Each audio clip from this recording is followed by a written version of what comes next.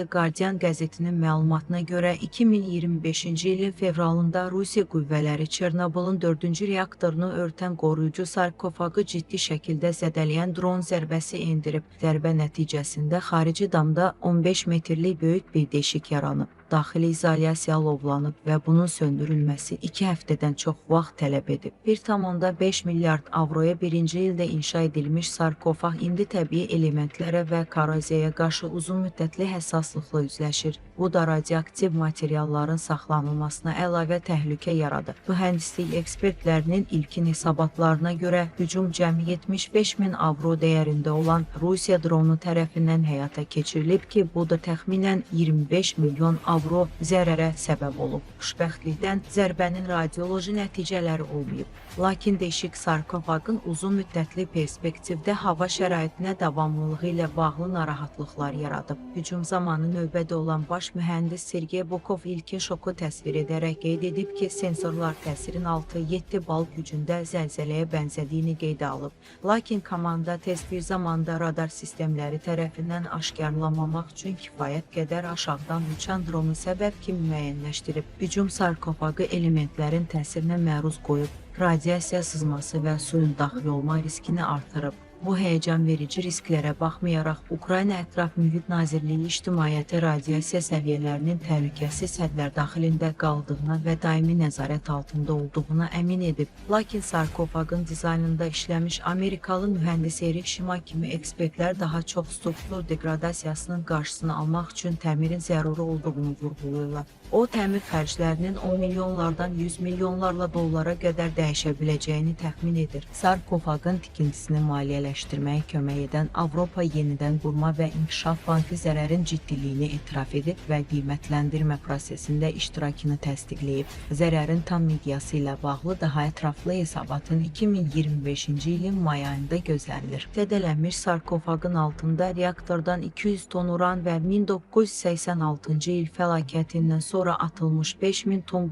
qurğuşun və bor turşusu da daxil olmaqla yüksək radioaktiv kütlə yerləşir. Əgər sarkofaq təmir edilməsə, bu kritik strukturun bütövlüyü pisləşməyə davam edə bilər ki, bu da uzun müddətli ekoloji və sağlamlıq riskləri yaradır. Beynəlxalq ictimaiyyət təmirin maliyyələşdirilməsini müzakirə edərkən bərpa xərclərinin dağıntıya səbəb olan dronun xərcini xeyli üstələdiyi aydın görünür. Hələlik diqqət gələcək zərərin qarşısının alınmasına və gələcək nəsillərin təhlükəsizliyinin təmin edilməsinə yönəlib.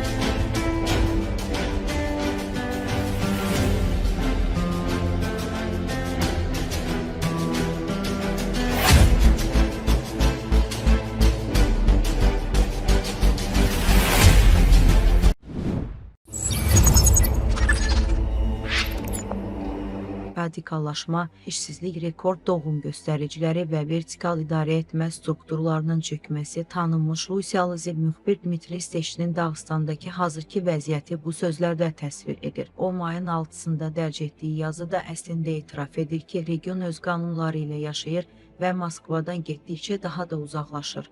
Steşinin sözlərinə görə doğum göstəriciləri dəli səviyyədə yüksəkdir. Lakin respublikada demək olar ki, iş yerləri və real gələcək perspektivlər yoxdur. Gənclər kütləvi şəkildə regionu tərk edirlər, qalanlar isə getdikcə daha çox radikal hərəkatlara qoşulurlar. O, yerli sakinlərdən sitat gətirir. Bura ağıllı adam lazım deyil, yalnız həyasızlıq və görüntü gərəklidir.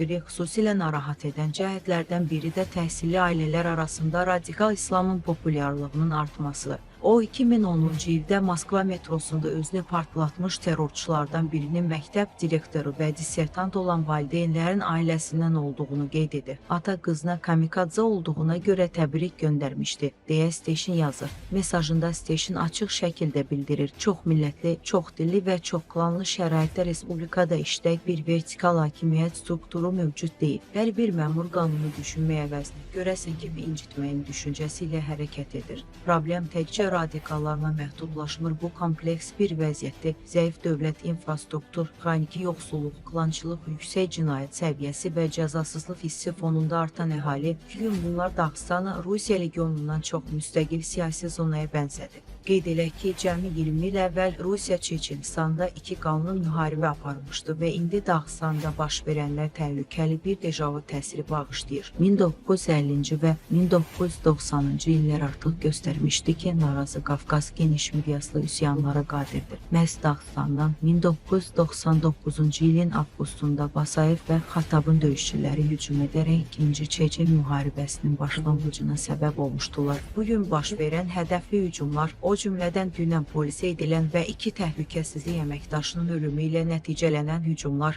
həmin ssenarinin uğursuz əks-sədası kimi görünür. Mərkəzi Rusiyada demoqrafik tənəzzül və cənub bölgəsində əhalinin artması fonunda güc balansı tədricən dəyişir. Əgər Moskva bugün hər şey nəzarət altındadır, görüntüsü yaratmağa çalışırsa da real nəzarət artıq sürətlə azalır, xüsusilə də orduya məxsus döyüş qabiliyyətli hissələr Ukrayna cəbhəsinə çəkildiyi, daxili təhlükəsizliyi isə yorulmuş Rosgvardiya və Daxili İşlər Nazirliyi qüvvələrinin təmin etdiyi bir vaxtda bu fonda Kremlin xarici siyasət ekspansiyası xüsusilə absurd səslənir. İdarə olunmayan regionları və çürüyən sosial strukturu olan bir ölkə trilyonlarla vəsaiti işğallara sərf edir. Lakin öz daxilindəki qeyri-sabitlik ocaqlarına məhəl qoymur. Müşahidəçilər artıq şübhə etmirlər. Əgər bu proseslər dayandırılmazsa, məsələ yaxın gələcəkdə Qafqazı necə idarə etmək, yox onu ölkə daxilində necə saxlamaq məsələsinə çevriləcək. Belə olarsa, daxildən gələn bir partlayış yalnız zaman məsələsi olacaq. Rusiya növbəti müharibəni bu dəfə öz torpağında uduzmaq riski ilə üz-üzədir.